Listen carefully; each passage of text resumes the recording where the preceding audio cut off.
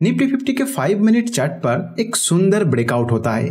Market इस दिन यहां ओपन हुआ और वहीं से बायर्स ने प्राइस पर मजबूत कंट्रोल रखते हुए एक ब्रेकआउट दिया। कई ट्रेडर्स ने इस ब्रेकआउट को देखते हुए अंदाजा लगाया कि प्राइस अब यहीं से और ऊपर जाएगा, जो फिलहाल के प्राइस एक्शन से सही भी लग रहा था। इसलिए ट्रेडर्स ने यहाँ अपनी लॉन्ग पोजीशन बनाई होगी, लेकिन उसके बाद प्राइस वहीं से नीचे गिरना शुरू कर देता है और धीरे धीरे काफी नीचे आ जाता है। ऐसे में जिन ट्रेडर्स ने लॉन्ग पोजीशन बनाई थी उन्हें अपना स्टॉप लॉस लेकर बाहर निकलना पड़ा। लेकिन जो ट्रेडर्स इंट्राडे ट्रेडिंग के लिए मल्टी टाइम फ्रेम चार्ट का यूज करते हैं और साथ ही गैप ट्रेडिंग की टेक्निक को समझते हैं, उन्होंने यहाँ ब्रेकआउट पर ट्रेड नहीं किया, बल्कि जब प्राइस नीचे आ रहा था तब उन्होंने ट्रेड करके अच्छा प्रॉफिट कमाया। अगर आप भी जानना चाहते हैं कि मल्टी टाइम फ्रेम के साथ गैप ट्रेडिंग का यूज करके इंट्राडे ट्रेडिंग कैसे की जाती है तो वीडियो को जरूर देखें। इस वीडियो में आपको इसी एग्जाम्पल के साथ इन दोनों कॉन्सेप्ट्स को अच्छे से समझाया जाएगा।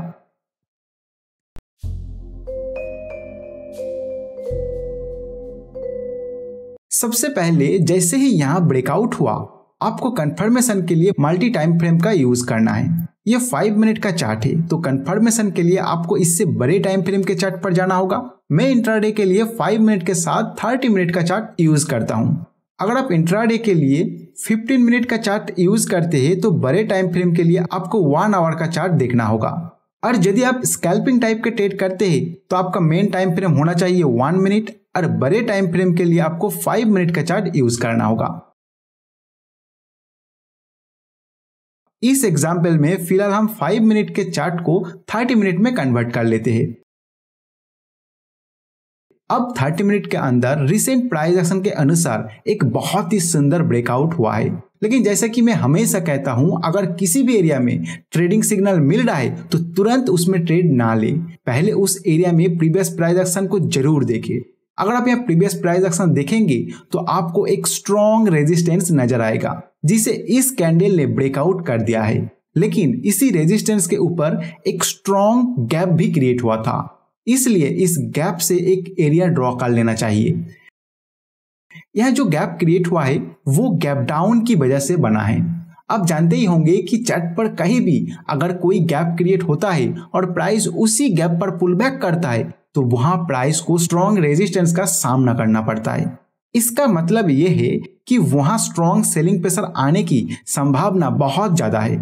कोई भी गैप एक पर्टिकुलर एरिया होता है और वही एरिया स्ट्रॉन्ग रेजिस्टेंस का काम करता है। इसलिए जब प्राइस इस एरिया तक पहुंचता है तो हमें तुरंत ट्रेडिंग डिसीजन नहीं लेना चाहिए। पहले यह देखना होगा कि प्राइस उस एरिया में सस्टेन कर पा रहा है या नहीं। अब ऐसा क्यों करना जरूरी है, उसे समझने के लिए हमें ट्रेडर्स की साइकोलॉजी को समझना होगा।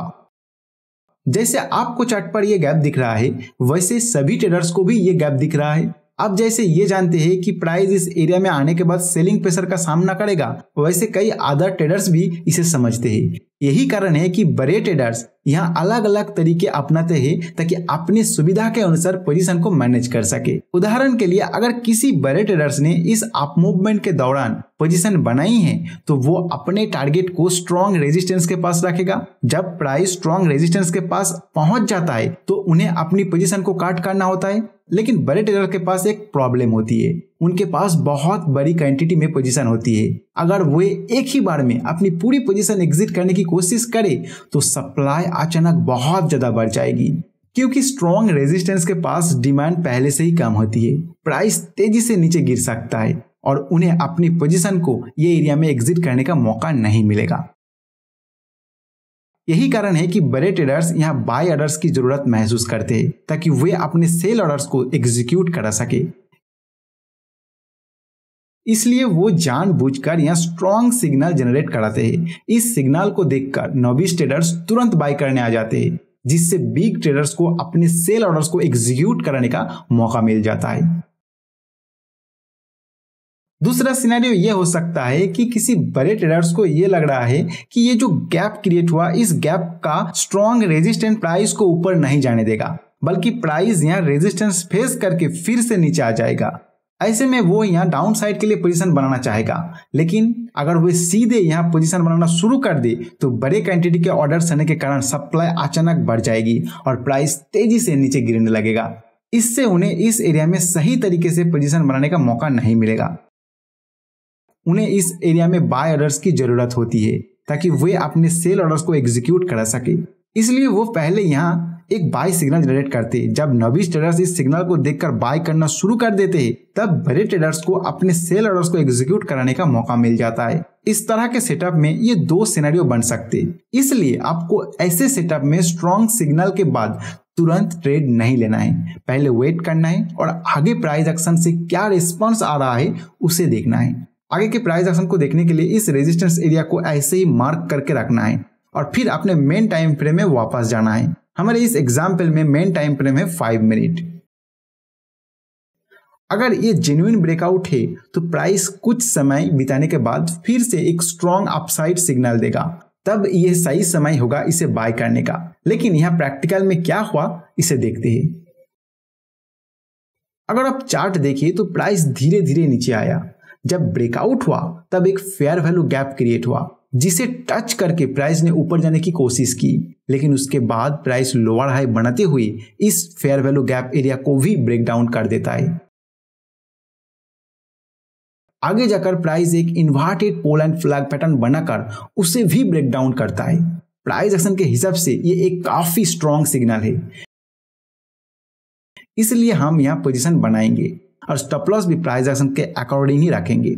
हालांकि हम यहाँ बहुत लंबा टारगेट नहीं रखेंगे क्योंकि बड़े टाइम फ्रेम यानी 30 मिनट के टाइम फ्रेम पर मार्केट कुछ समय से अप ट्रेंड में है और हम छोटे टाइम फ्रेम में उसके अगेंस्ट डाउनसाइड ट्रेड कर रहे हैं, इसलिए टारगेट छोटा रखना पड़ेगा। जहां से बायर्स ने प्राइस को ऊपर खींचना शुरू किया था, हम फिलहाल टारगेट वहीं तक रख देंगे।